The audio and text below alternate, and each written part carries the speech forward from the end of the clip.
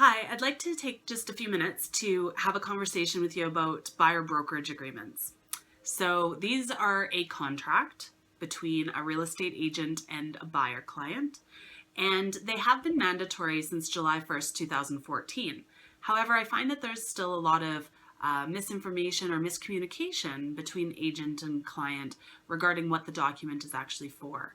I don't think that there's a whole lot of understanding out there about what it does or how it protects the consumer. So hopefully I can clear up a couple of those items.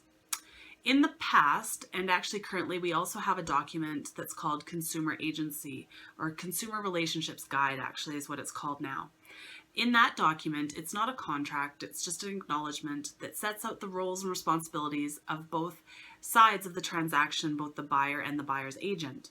It also goes a step further in saying what happens in a conflict of interest. What if the same agent is representing both the buyer and the seller? What happens then, and what options do the clients have? So we've always had those as acknowledgements. The buyer brokerage agreement actually includes most, if not all, of those items of the Consumer Relationships Guide, but it also goes quite a few steps further than that. So not only does it specify roles and responsibilities, but it also has an end date and a start date of when the contract starts and ends. And it also stipulates as far as what happens if there's an earlier end date to the contract, earlier than what's specified in the contract. If your agent is working within a designated agency scenario, a certain kind of brokerage model, then it also stipulates who the designated or assigned agent is that would be taking care of your file.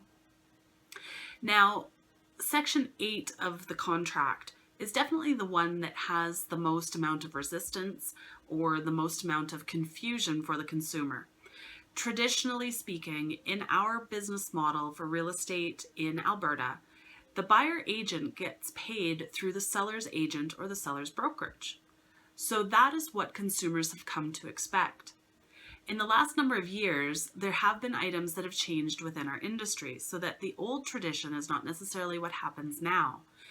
And there are different business models or brokerage models out there. So an unrepresented seller is totally able to list their property on the MLS system.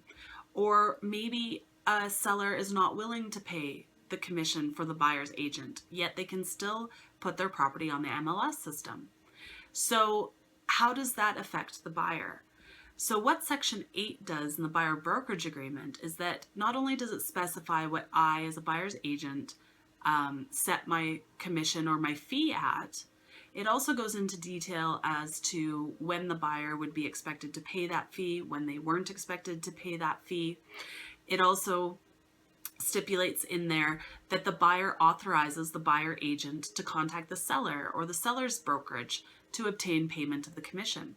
In the past, in our old business model, it was just assumed that the buyer would be fine with the buyer agent contacting the seller or seller's agent to receive payment. Now it's just in writing. It's just in a document so that there's no confusion as to where the money's coming from. And most importantly, that the agent is totally upfront about where the money's coming from and who it's coming from. Now, having this conversation at the time of explaining a buyer brokerage agreement is extremely important, because without decisions being made by the buyer's agent doesn't know whether to go to the seller's brokerage. What if the seller doesn't or isn't able to offer a buyer commission? What would the buyer like to have happen then? What if the seller isn't able to provide a commission, the buyer's willing to provide the commission, and perhaps they tailor their offer to reflect such? So there's lots of different options for the buyers that the buyers need to know about, and having this conversation is the only way in order for all of these scenarios to come up and for an agent to be able to fully represent their buyer client based on what the buyer wants. Now, when does this contract actually get introduced to the client? That's the next thing.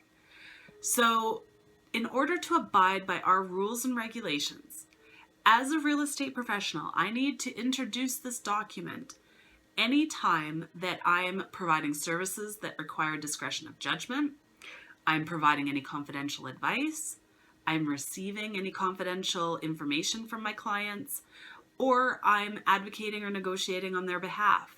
So you can see where a lot of my work in a transaction has to do with one of these items. So having a conversation earlier on in the relationship is when I need to do it. By shoving this piece of paperwork at my clients at the time where they're offering on a property, it takes away the ability for my buyer to potentially request a lawyer to look over the document, or maybe they need to sleep on making a decision until the next day. It takes all of those opportunities for them away. If I have this conversation with them ahead of time, it gives them something to think about, to make decisions about. And before I go into any of those items in the transaction that would require the buyer brokerage agreement, then I make sure that by that time I have one signed and the buyer has had a fully informed consent to the buyer brokerage agreement. Now, that only increases the level of professionalism. It also creates a much smoother transaction and potentially alleviates a lot of issues that happen between buyers and buyer agents. So if you have any questions, concerns, comments about buyer brokerage agreements, don't hesitate to give me a call, text, or email me. I'd be more than happy to answer any questions that you have or discuss the document with you. Have a wonderful day, and thanks very much for watching.